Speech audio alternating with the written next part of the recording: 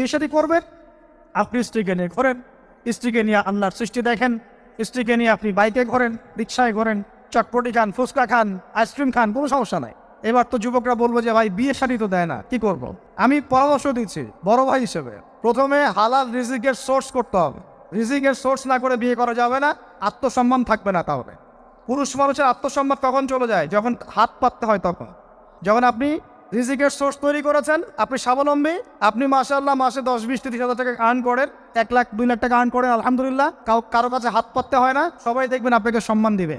যখন আপনার অন্যের কাছে হাত পাততে হবে, তখন দেখবেন স্ত্রীও সম্মান করছে না। তো এই জন্য ডিগনিটি আগে, ডিগনিটি ফার্স্ট। আপনার ডিগনিটি অর্জন করতে হলে একটা হালাল উপার্জনের সোর্স লাগবে, এক। তারপরে পিতামাতাকে বোঝানোর চেষ্টা করবেন।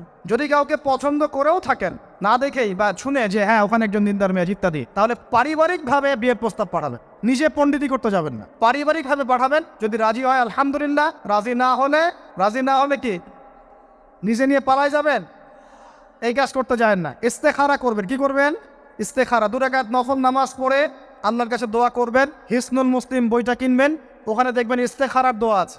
ইস্তেখারা মানে হচ্ছে আল্লাহর সাথে পরামর্শ করা।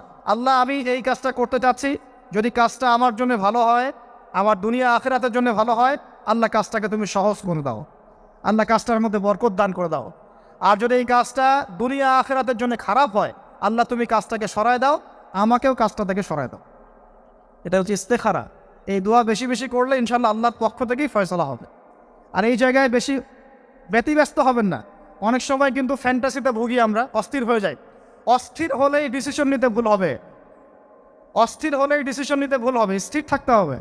নিজেকে স্থির রাখার জন্য কি করবেন? বেশি বেশি নফল রোজা রাখবেন। বেশি বেশি কি করবেন? নফল রোজা রাখবেন।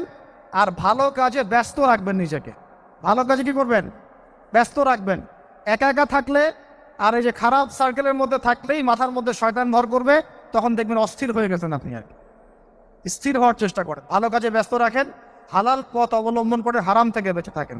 এখন যে জায়গায় আসছিলাম, এখান থেকে আস্তে আস্তে শেষের দিকে যাবো। দেখুন, আল্লাহ পাক যে বিষয়গুলোকে ভালোবাসতে বলেছেন, আমি ভালোবাসব। এই ভালোবাসা জায়েজ, হালাল। এই ভালোবাসার উদ্দেশ্য আল্লাহর সন্তুষ্টি অর্জন করা। এই ভালোবাসার উদ্দেশ্য এই নয় যে আমি যাকে ভালোবাসি তার কাছে আমি কিছু প্রত্যাশা করছি। না, আমি কিছু প্রত্যাশা করছি না, আমি প্রত্যাশা করছি আল্লাহর সন্তুষ্টি। তখন দেখবেন সে আপনাকে কষ্ট দিলেও আপনি সবর করতে পারবেন। কেন সবর করতে পারবেন? কারণ আপনি তো আল্লাহর সন্তুষ্টির জন্য তাকে ভালোবাসছেন, আপনার তো কোনো স্বার্থ নাই। এখন আপনি দেখবেন রিল্যাক্স থাকতে পারবেন, সম্পর্ক টিকেও থাকবে, এবং আপনি ক্ষমা করতে পারবেন মানুষকে। যখন নিজের চাওয়াটাকে আপনি ইনফোর্স করতে চাইবেন, তখন কিন্তু আপনি এই সম্পর্ক নষ্ট করে ফেলতে পারেন, কারণ আপনি হক পাচ্ছেন না। সামনে আসেন। এবার আমরা কি ওয়াদা করতে পারি যুবক ভাইরা, তো ইনশাআল্লাহ তাআলা আমরা হারাম পথে যাব না, হালাল পথে থাকবো। এই সমাজ থেকে জেনা বন্ধ করতে হবে, এই সমাজ থেকে ফ্রি মিক্সিং বন্ধ করতে হবে, এই সমাজ থেকে সমস্ত পতিতালয়কে বন্ধ করতে হবে। বন্ধ করে আমরা সামাজিক উদ্যোগ নিয়ে, প্রয়োজনে আমাদের পলিটিক্যাল পাওয়ারকে কাজে লাগিয়ে সমস্ত পতিতালয়গুলো বন্ধ করে ওই মেয়েদের রিজিকের জন্যে আমরা বিকল্প ব্যবস্থা করবো ইনশাআল্লাহ। আমরা টাকা পয়সা একত্রিত করে তাদের জন্য কর্মসংস্থান করতে পারি না? এইগুলো কাজ করে নারীর অধিকার প্রতিষ্ঠা করা যায় না?